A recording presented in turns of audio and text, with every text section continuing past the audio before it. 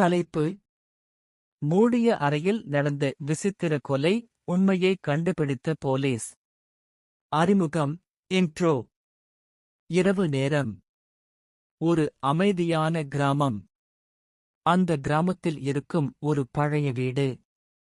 அந்த வீட்டுக்குள் ஒரு மனிதர் இறந்தபடி கிடந்தார். ஆனால் அந்த வீட்டின் கதவு உள்ளிருந்து பூட்டப்பட்டிருந்தது. ஜன்னல்கள் அனைத்தும் மூடப்பட்டிருந்தது. வெளியில் இருந்து யாரும் உள்ளே வர முடியாது.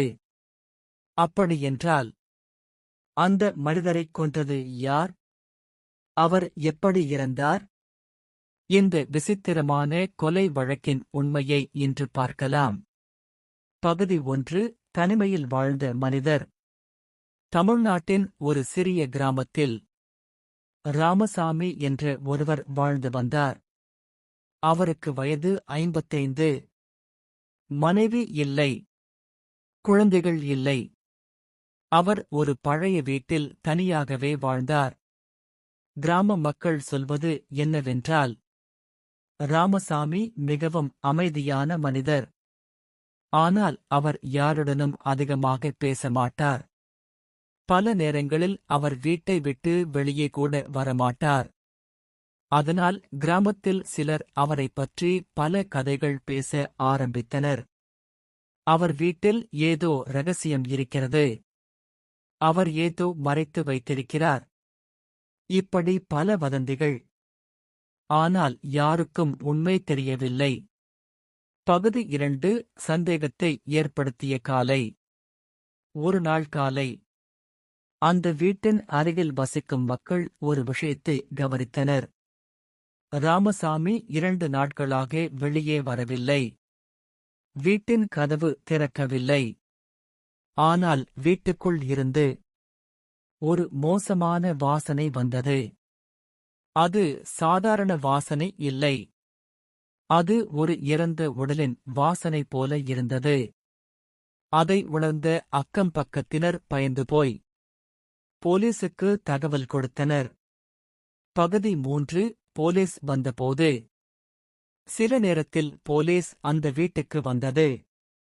கதவை தட்டினார்கள். ராமசாமி, கதவு திறக்குங்கள். எந்த பதிலும் இல்லை. பல முறை தட்டினார்கள். ஆனால் உள்ளே இருந்து எந்த சத்தமும் இல்லை. இறுதியில் போலீஸ் முடிவு செய்தது, கதவை உடைத்து உள்ளே செல்ல வேண்டும். போலீஸ் கதவை உடைத்தது. அவர்கள் உள்ளே சென்றார்கள். அப்போது அவர்கள் பார்த்த காட்சி அனைவரையும் அதிர்ச்சியடைய வைத்தது. பகுதி 4. மர்மமான காட்சி. ராமசாமி தரையில் கிடந்தார். அவர் இறந்திருந்தார்.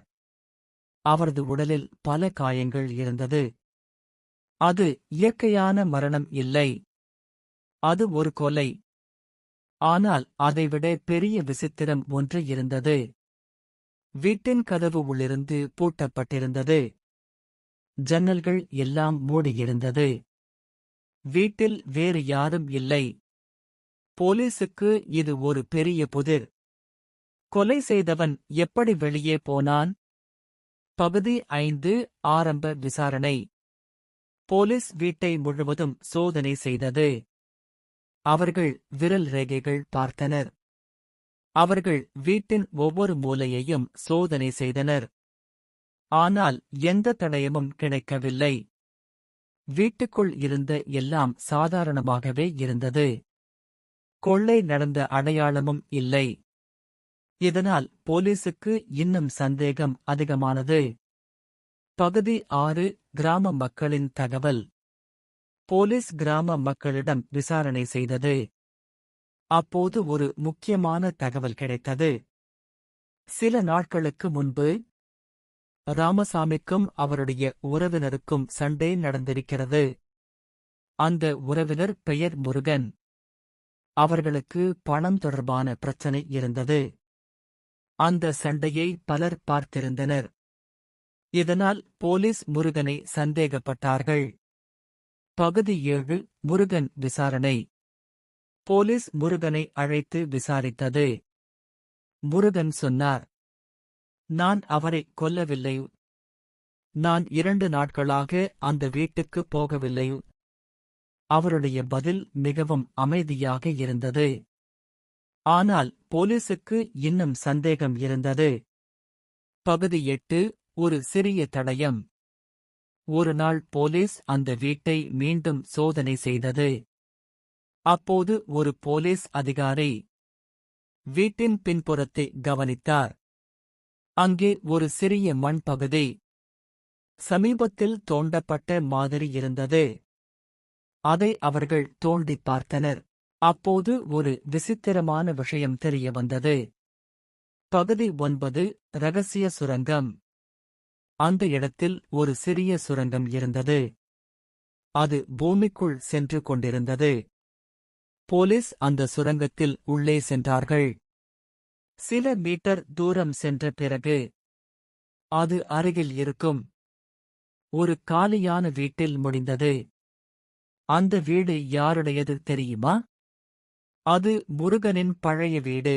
பகுதி 10 உண்மை வெளிவந்தது. போலீஸ் உடனே முருகனை மீண்டும் விசாரித்தது. இந்த முறை அவர் பதட்டமாக இருந்தார். இறுதியில் அவர் உண்மையை ஒப்புக்கொண்டார். சில நாட்களுக்கு முன்பு நடந்த சண்டையின் கோபத்தில் அவர் ராமசாமியை கொல்ல திட்டமிட்டார். அவர் அந்த ரகசிய சுரங்க வழியாக வீட்டுக்குள் சென்றார். ராமசாமியை கொன்றார். பிறகு அதே வழியாக வெளியே வந்தார். வெளியில் இருந்து பார்த்தால் அது ஒரு மூடிய அறை மர்மம் போல தோன்றியது. முடிவு: இறுதியில் முருகன் கைது செய்யப்பட்டார். இந்த வழக்கு கிராமத்தில் பல நாட்கள் பேசப்பட்டது. ஒரு விஷயம் அனைவருக்கும் புரிந்தது. சில நேரங்களில் ஒரு கொலை வழக்கு மிகவும் சிக்கலாக தோன்றலாம்.